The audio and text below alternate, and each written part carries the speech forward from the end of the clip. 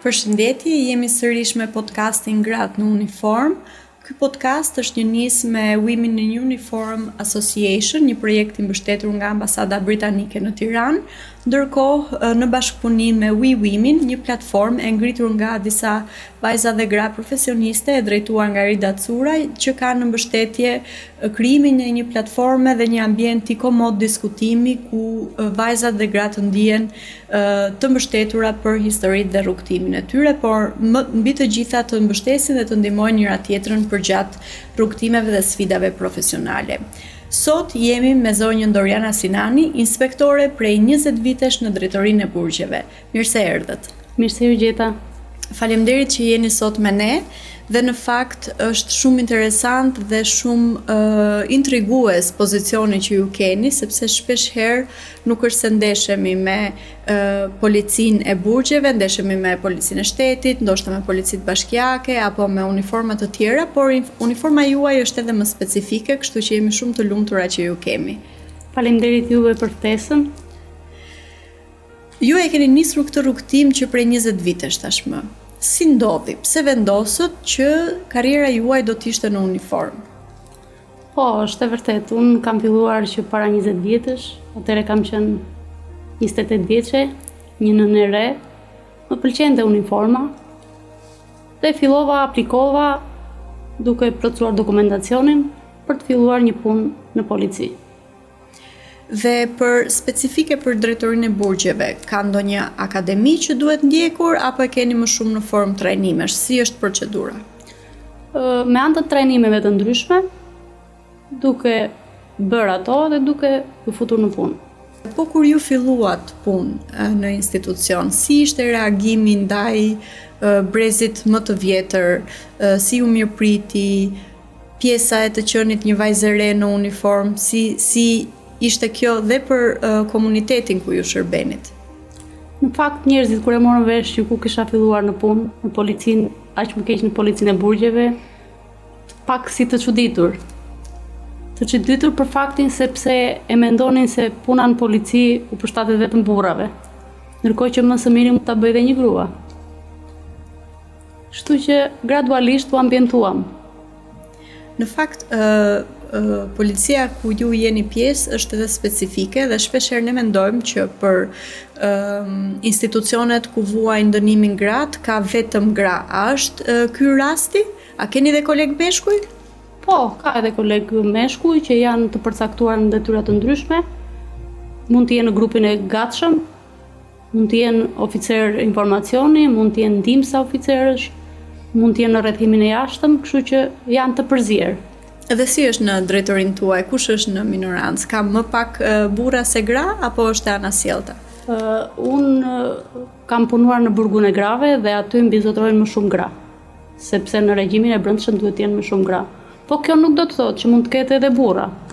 Si ka qenë pjesa e balancimit të jetës personale me atë profesionale, sfidat, apo qoftë edhe rutina e përditshme? Si a keni arritur që ngarkesën emocionale që keni në punë apo në shtëpi mos ta kalonit nga njëra sferë në tjetrën?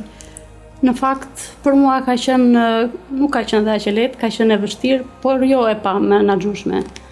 Unë kam pasur një vajzë të vogël atëherë në atë kohë, kisha vetëm 1 vjeç e gjysmë, po me mbështetjen e bashkëshortit, të gjyshërve, me ndihmën e atyre, unë ja kam dalë mban. Pavarësisht se balanca e emocioneve, stresit, jam munduar që shpeshherë mos t'i çoj streset në shtëpi, duke i menaxhuar ato, sepse ti mbyll ato nga dera e burgut edhe brenda, ti lë ato dhe kështu që jam munduar. Në fakt, historitë që ju keni brenda institucionet të vuajtjes së dënimit janë edhe emocionale, janë të prekshme, ju jeni në përditshmëri në kontakt me zonjat, po dhe me familjarët kur i vizitojnë. Ka ndodhur shpesh që jeni prekur apo jeni përfshirë emocionalisht? Në fakt, kjo lloj pune e jona ka shumë ngarkesa. Psikosociale, emocionale, nga të gjitha, domethënë, i përjeton ato dashur pa dashur, futesh në përjetimin e tyre. Ka pasur raste, domethënë, kur të dënuarat kanë takuar fëmijët e tyre, familjarët e tyre, domethënë ndarja e tyre ka qenë shumë mallëngjyse dhe ne bashkë me to i kemi përjetuar. Po çfarë ju ka ndihmuar që ta kaloni si situatë? Apo që t'jeni të forta të ndihmoni zonjat të kalojnë këtë I kemi marrë parasysh punën ku kemi filluar dhe kjo lloj pune bëjmë ne dhe kështu që jemi munduar që të punojmë me veten tonë, ta mbajmë durimin, domethënë të gjitha bashkë. Keni mbështetje nga kolegët dhe koleget për nevojat që mund të keni nga ana psikologjike apo dhe për riorganizime të ditës? Si e keni këtë strukturën e mbështetjes dhe komunikimin me kolegët? Në fakt, unë kur kam filluar punë, kolegët më janë gjetur shumë pranë. Kam mësuar shumë nga ato, sepse kam pasur shumë eksperiencë më përpara meje dhe mua më kanë ndihmuar shumë, më kanë treguar çdo detaj dhe unë kam marrë nga ata më të mirat e mundshme. Më kanë qëndruar afër saqë se kam ndier se ku po punoj, ishte një kolektiv i ri, ishte një ambientet i ri për mua dhe unë ja kam dalë me sukses. Kjo tregon që unë kam një jetë gjatësi në punë dhe u bën gati 20 vite që unë vazhdoj e punoj akoma. Dhe ne jemi shumë falenderues që kemi zonja dhe zotrin si ju që shërbejnë në institucionet tona shtetërore. Shpesh të padukshëm për publikun apo qoftë edhe për komunitetin, po me një punë që ka vërtet ndikim. Ka shumë paragjykim, me thënë të drejtën, për profilin e punës apo dhe për institucionet e vuajtjes së dënimit. Keni patur ju raste kur këto zonja që kanë kryer dënimin kanë mbaruar, ju vinë ju takojnë ndoshta ose keni krijuar në një formë marrëdhënieje përtej situatës? Të them të drejtën, ne i kemi përjetuar shumë ato ndjesitë aty brenda, po dhe kur kanë mbaruar dënimin e tyre dhe kanë dalë jashtë dhe na kanë shkruar dhe jemi ndier vërtet krenare, shpeshherë mua më thoshin që ty të kemi si nënën tonë, sepse unë kam punuar si përgjegjëse shërbimi, kam punuar 18 vjet në regjimin e brendshëm të grave, edhe ku nuk vjen ti në punë, më thoshin që na duket sikur na mungon një pjesë e jona. Dhe si ja keni bërë pastaj me pjesën e mbajtjes balancave, në kuptimin që dhe mos krijonet një afërmitet pak më të tepruar që mund të keq kuptohej, si ka qenë qasja profesionale? Duke zbatuar rregulloren, duke mbajtur një balancë që të mos i tejkaloj limitet për mbarvajtjen e punës.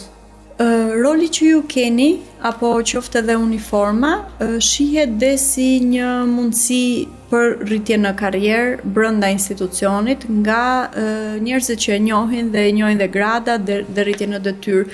Si funksionon pjesa e trajnimeve apo aplikimeve për grada të mëtejshme në drejtorinë tuaj? Është një mundësi që e kanë vajzat dhe gratë, po edhe djemtë? Po, është shumë mundësi e mirë kjo, sepse nëpërmjet trajnimeve, nëpërmjet rezultateve, çdo grua mund të arrijë në karrierën e vet, sepse ne kemi pasur shumë raste aty, domethënë që ka pasur gra goxha të kualifikuara dhe të mirë menaxhuara, e menaxhonin shumë mirë situatën dhe ishin shumë komode. A keni vajza të reja apo dhe zonja që hynë në radhët e policisë së burgjeve dhe si mirëprisni ju këto zonjat, duke qenë se vetë keni që në pozicion të tillë para 20 vitesh? Po, ka shumë vajza të reja në fakt dhe sa vinë aty dhe fillojnë punën, domethënë dhe ne tregojmë dhe pse jemi brez pak më i vjetër, tregojmë shumë mikpritës me ato, domethënë tregojmë çdo detaj, çdo punë, çdo gjë që është e mundur. Janë të hapura vajzat që ta mësojnë procesin, kanë durim, si sillen? Po, janë shumë të hapura dhe shumë të organizuara dhe shumë të informuara madje. Janë shumë, çdo gjë shkon mirë. Aktualisht për të hyrë në radhët e policisë së burgjeve, duhet akademi apo funksionon me aplikim si në rastin tuaj? Dhe me aplikim dhe me trajnime të ndryshme. Kjo punë, sidomos pjesa e burgjeve, është patjetër e krijuar në imazhin tonë si punë për burra, ose gardianët, ose pak punë e një profili të frikshëm, e njerëzit që duhet jenë të sertë në pamje. Si është e vërteta? Si mundet zonjat dhe gratë të krijojnë karrierë në këtë sektor? Ka qenë për juve një paragjykim ky? Kjo nuk do të thotë që punën e policisë mund ta bëjë thjesht një burr. Mund ta bëjë edhe një grua shumë herë më mirë se një burr. Mjafton të ketë përkushtimin, durimin, komunikimin dhe çdo gjë ecën për bukuri. Përveç bashkëshortit, familja më e gjerë, si ka reaguar kur mori vesh që juve do punonit në uniform? E kanë mirë pritur dhe shumë të kënaqur. Po tani për shembull, çfarë reagimesh merrni kur mblidheni në mbledhjet familjare apo qoftë edhe në kur dilni? Ju bëhet qefi që unë kam këtë jetë gjatësi në punë, ndjen krenar. Nëse do të ktheheshit pas, do kishit zgjedhur ndonjë profesion tjetër? Jo, nuk besoj. Po, besoj që ka patur momente që keni dashur të largoheni apo sfida të ndryshme. Ka pasur ngarkesa, nuk mund të themi që ka pasur ngarkesa, saj që shpeshherë vajza ime e vogël thot ndonjëherë që mami mos bërtit se këtu nuk jemi në burg. Dhe si ja bëni, si ja keni dalë që të zgjoheni ditën tjetër dhe ta vazhdoni prap punën? Çfarë ju ka mbajtur në uniform?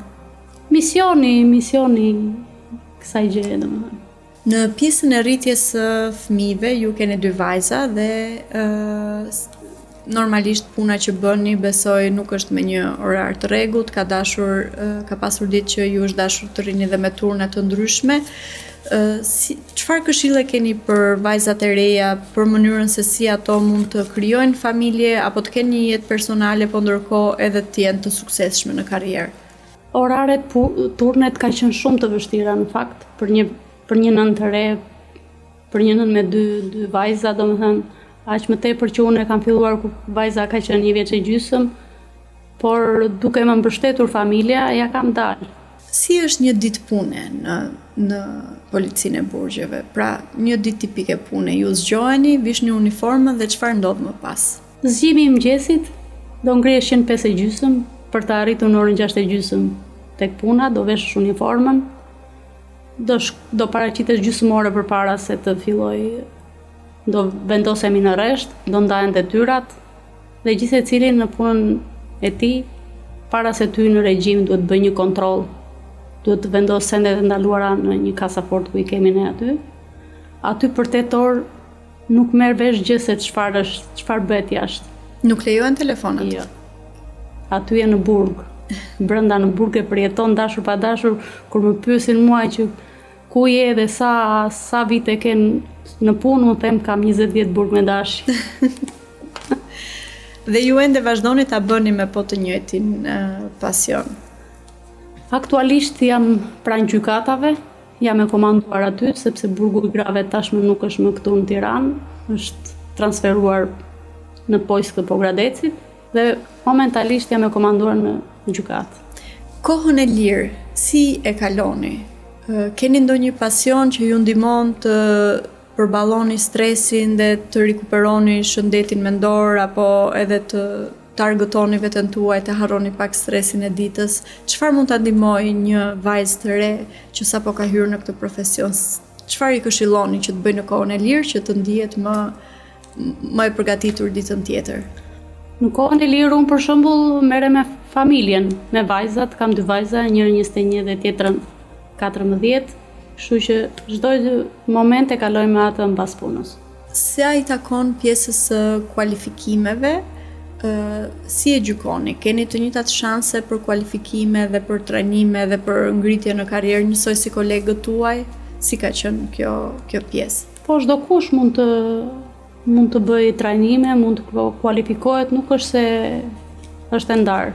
Dhe unë kam edhe një pyetje të fundit, për sa i përket një mesazhi që ju mund të keni për vajzat që janë duke menduar tani të zgjedhin karrierën e tyre për të ardhmen, pse duhet i bashkohen uniformave dhe sidomos policisë së burgjeve?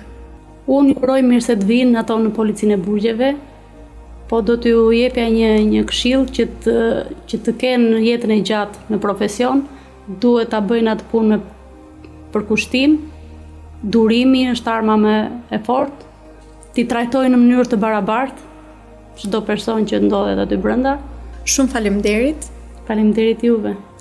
Me këtë mesazh dinjiteti dhe respekti për dinjitetin njerëzor pavarësisht kushteve që mund të kenë shtyrë dikë të marrë vendime ekstreme, po me këtë ndjesi humanizmi dhe njerëzimi duke respektuar dhe rregullat dhe procedurat, zonja Doriana na dhuroi një mesazh shumë të bukur sot dhe një mundësi frymëzimi dhe dritare për të njohur pak edhe policinë e burgjeve, ndryshe ndoshta nga institucione dhe uniforma të tjera që kanë më tepër akses ndaj publikut. Unë ju falenderoj që ishit me ne dhe shihemi në podcastet e radhës.